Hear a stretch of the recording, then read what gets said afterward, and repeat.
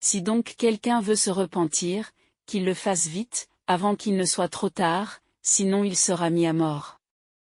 Et les mutilés, ce sont les fourbes et les médisants, et les serpents les représentent. Ces bêtes, par leur propre venin, empoisonnent l'homme et le font mourir. De même les paroles de ces gens empoisonnent l'homme et le font mourir. Ceux-là, n'ont plus qu'une fois mutilé à cause de la conduite qu'ils ont. Certains ont fait pénitence et ont été sauvés, les autres, tels qu'ils sont peuvent être sauvés s'ils se repentent.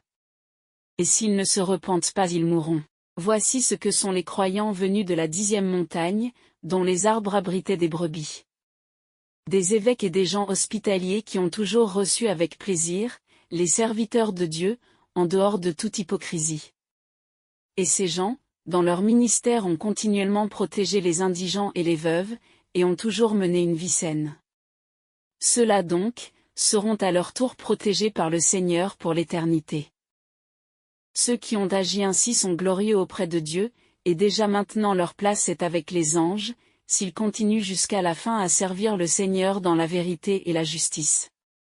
Voici les croyants venus de la 11e montagne, dont les arbres étaient ornés d'une foule de fruits très variés. Ce sont des hommes et femmes qui ont souffert pour le nom du Fils de Dieu, qui souffriront même avec empressement du fond de leur cœur, et qui ont livré leur vie. Tous ces arbres ont des fruits et des fruits plus beaux. Tous ceux qui ont souffert à cause du nom du Seigneur, sont glorieux auprès de Dieu et leurs transgressions à eux tous, ont été effacées parce qu'ils ont souffert pour le nom du Fils de Dieu. Mais voici pourquoi leurs fruits sont variés, et certains meilleurs.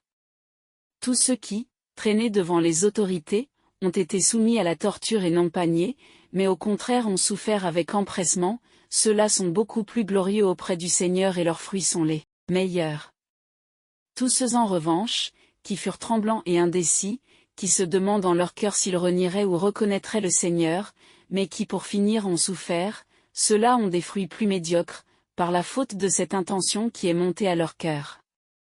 Car c'est une mauvaise intention pour un serviteur, que celle de renier son propre maître. Veillez donc, vous qui avez cette intention à ce qu'elle ne demeure pas dans votre cœur, et que vous ne mouriez pour Dieu. Et vous, qui souffrez pour Dieu, vous devez le glorifier de ce qu'il vous a jugé digne de porter son nom, et d'être guéri de vos transgressions. Félicitez-vous donc et soyez persuadés d'avoir accompli une grande œuvre. Lorsque quelqu'un souffre pour Dieu, c'est-à-dire, pour la vérité et la justice, le Seigneur vous fait don de la vie. Et vous ne compreniez pas, car vos transgressions vous alourdissaient. Et si vous n'aviez pas souffert pour le nom de Dieu, vous seriez morts pour Dieu. Je dis cela pour que vous hésitiez à renier ou à confesser.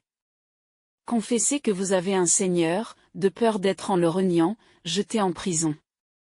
Car si les méchants punissent leurs esclaves, s'ils renient leur maître, que fera de vous à votre avis le Seigneur et maître de toutes choses? Rejetez ces desseins de vos cœurs, afin de vivre éternellement pour Dieu.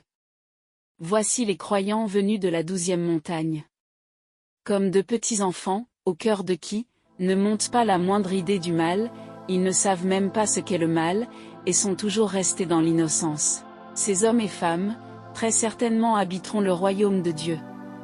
Car en aucune circonstance ils n'ont souillé les commandements de Dieu, mais ont persévéré tous les jours de leur vie, dans l'innocence et le même état d'esprit. Vous tous qui persévérerez ainsi et serez comme des petits enfants, sans malice, vous serez glorieux auprès de Dieu, et premiers pour lui. Bienheureux donc, vous qui écartez de vous le mal,